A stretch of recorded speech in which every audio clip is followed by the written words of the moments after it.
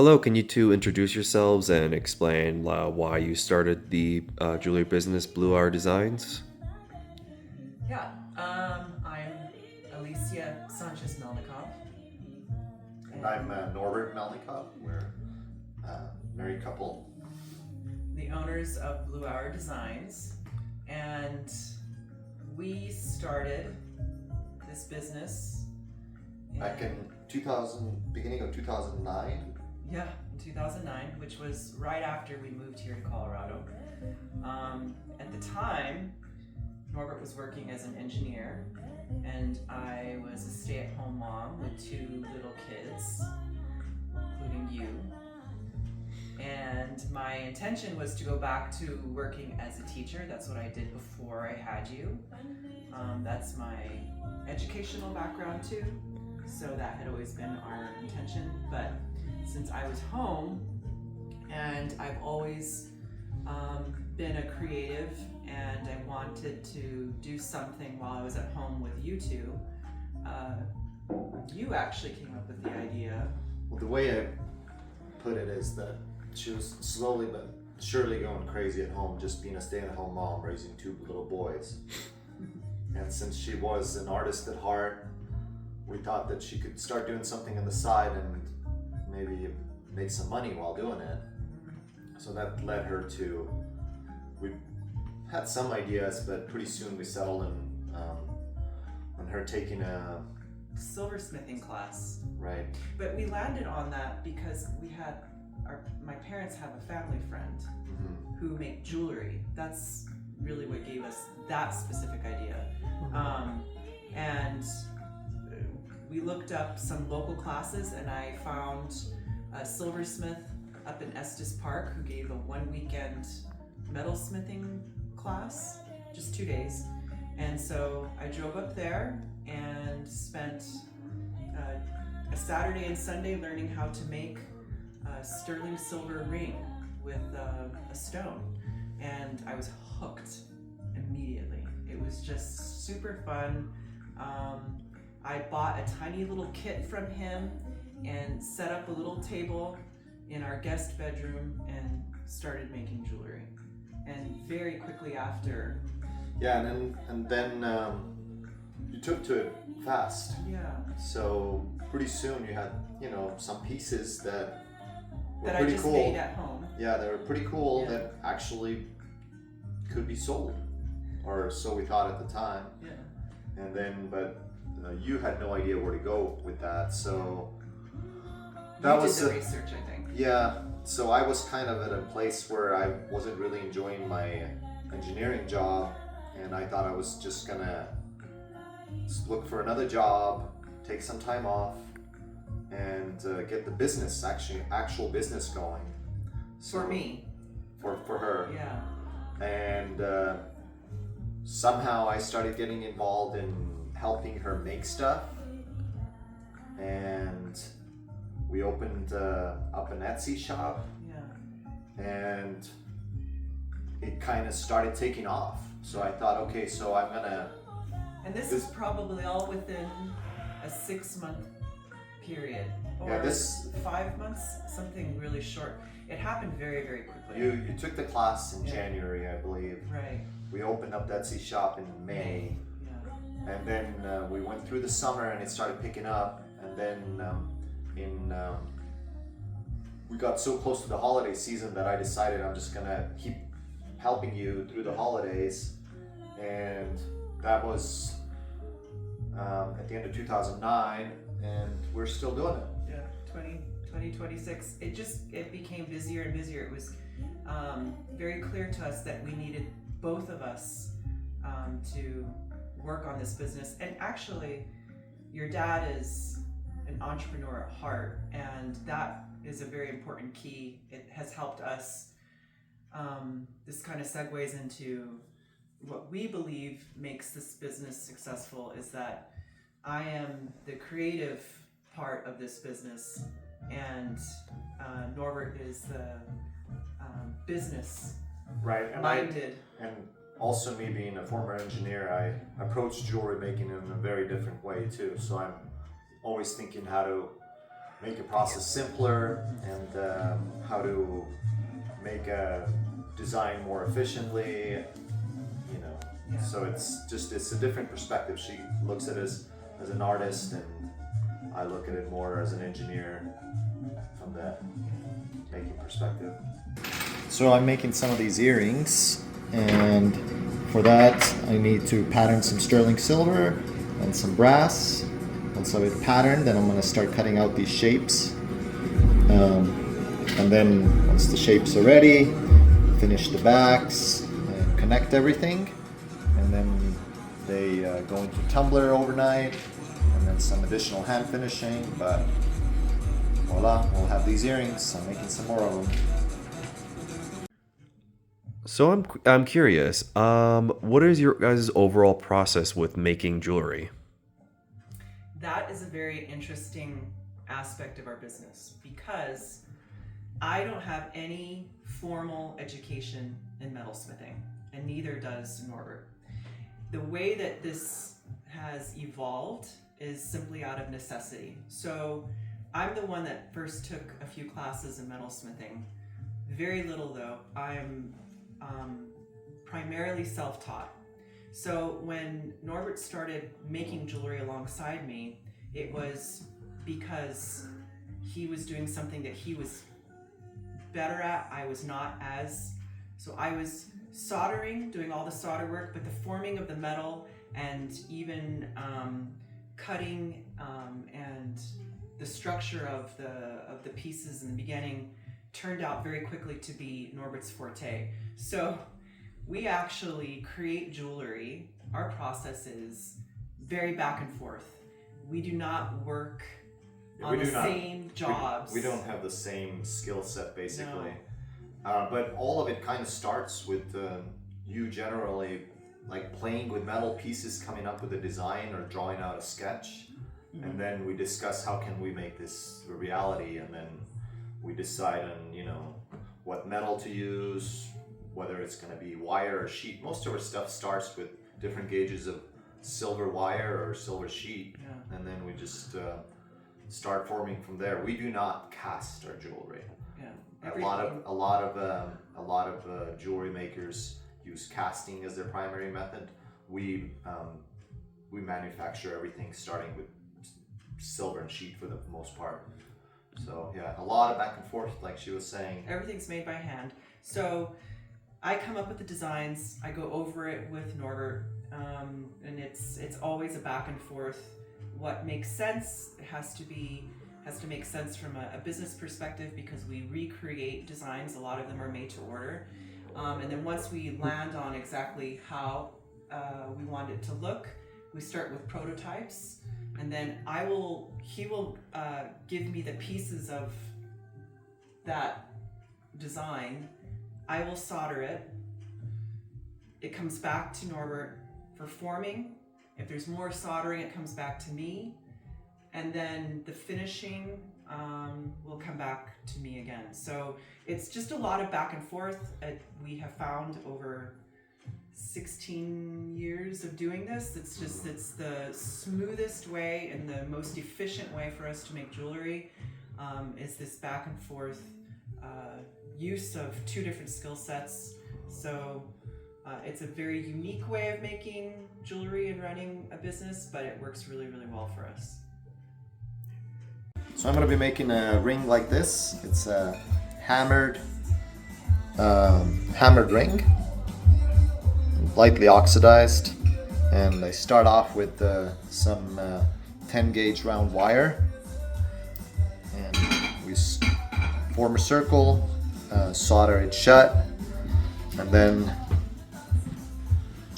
of course the hammer marks come from hammering. So I hammer it on a ring mandrel.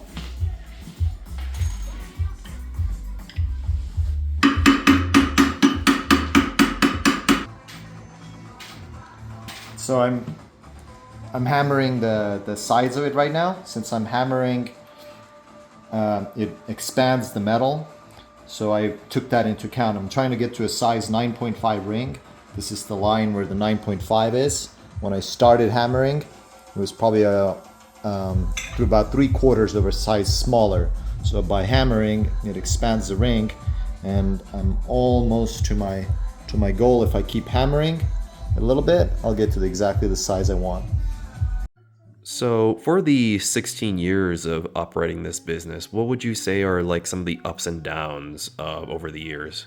Of owning our small jewelry Well, I mean, business. I think in the very beginning there was a very tumultuous time, because I was making pretty good money as an engineer, so it was very questionable to start a jewelry business. And when we kind of really decided, scratch. yeah, so because we didn't have a regular paycheck anymore, and all our bills still remained. We still had a mortgage, all that. So that was kind of hard to just come to terms with. We started. We did have money set aside in the beginning where we had a little buffer. We didn't starve or anything, but yeah, that was definitely a very tricky time. So We weren't actually too worried though. To be honest, we were more excited. I don't really remember. I don't think we've talked about that. It wasn't a scary situation as much as it should have been. I know, like in the beginning, there was some figuring out of how to make this business become our to support our family, but we were more than anything extremely excited yeah, to build this business.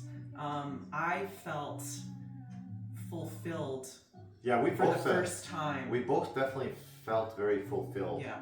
So even like the negatives were far outweighed by the positives. So we also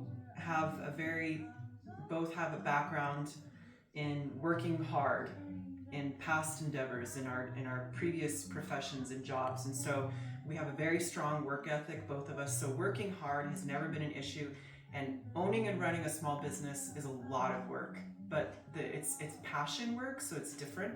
So that would probably be a little more of a hurdle for some people who are not really good at self. But I think it's also, I think a lot of people, when it's something that they created that they're so proud of, it's amazing how much work you're really willing to put into it. And that was definitely the case for us. Another interesting thing for us in the beginning was, we were a married couple, but starting to work together was a whole another thing. So that was a big hurdle. yeah, just working together, and I think both of us were trying to be each other's bosses, telling each other what to do, and not really even knowing anything about what we were doing. So that was key. Yeah. We had to come to terms with the fact that I was in charge of my area and he was in charge of his area, and we recognized that each were very important, and each worked alongside, parallel, but not one being the boss over the other. So that was key, and we get asked that a lot, how we make it work as a married couple and also working together, owning and running a business. So that was a major factor. Yeah, I would say, and as a result of it, I think it even made our marriage stronger too. We do. At first it was harder, and then it ended up making us stronger, even, as a married couple too. Communication is absolutely key, so that's why I believe it strengthened other areas, simply because we're forced to have to communicate all the aspects of our business to make it successful, because we're both on the same page. We're both very driven and fulfilled with this business, so that priority is shared. And the other part, I would say that the other big positive part of our business is the freedom we have. When we started this business, we had the 2 young boys, and so it allowed for us to always be present for them. Who were 1 and 3 years old at the 1 time. and 3. Yeah. And we were always took raising our kids very seriously It's a too, and we priority. wanted to be present parents. So in the beginning too, for several years we didn't really get to work at the same time, Right. hardly at all. If it was super late at night when we had already put both kids to bed, but always one of us was watching Right. watching the kids, and the other one was working on jewelry. But that made us very happy because Yeah. we were able to be always present parents, and so we were able to attend all of the school functions and volunteer in the classroom, while at the same time working here, putting in hours however we wanted to, because this was our business. We Oh, and our managed studio, our hours. our studio is part of our home too, Right. so that definitely simplifies a lot of things. Right. And that was back in 2009, 2010, when hardly anybody was really working from home. Right, So that was a huge benefit for us. right. So these days, the remote work is very common, but back then it wasn't, which allowed us for a lot of flexibility in our lives and scheduling. So the flexibility is key. So I would say that overwhelmingly, we want to continue this business as well till the very end, because all of the benefits, the flexibility, the passion we have for it's just it's something that we continue to feel a great deal of pride in, and joy and excitement, and sometimes those ebb and flow a bit, but overall it's ever present that we love what we do. Right, and then I think we try to keep that in mind all the time too, is that we need this business to be self-serving, because it is a lot of work. Probably could be making much more money working in other professions, I would think, but there are other benefits, so we want to make sure that this business serves us in a lot of different ways too. Like, for instance, when she designs something, she doesn't design jewelry necessarily for other people. She designs things that make her happy, For that me. she would love to wear.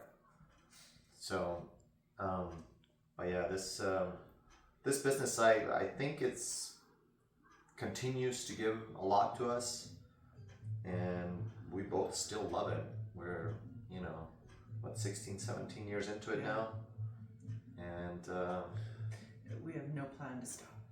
yeah. Okay, so here's a quick side note. I'm actually curious, where did you guys get the name of Blue Hour Designs from? So we landed on Blue Hour Designs pretty quickly, and I think we started thinking about this is initially was a business for Alicia. So we were thinking about what's some of the most significant things in her life, and she always thought that, okay, one of my first memories in life was during twilight, looking at twilight. Yeah, that beautiful color. It's my favorite time of day. It always has been. And we didn't want to name the business Twilight, so we started. Especially at the time, there was the Twilight series, which was the vampire books, right? Yeah. But so your dad is a multilingualist, and he's studied French, and he just came to him. Well, what about Blue Hour? Yeah, in French it's l'heure bleue, which stands for Twilight. hour blue, or blue hour, Yeah, which it's is the Blue Hour. also And- used in English language too. Blue hour refers to twilight. Yeah, but it's not as common as the word twilight. But I loved the term Blue Hour, and it signified something very meaningful to me, memory as well as inspiring time of day, and so Blue Hour Designs was born.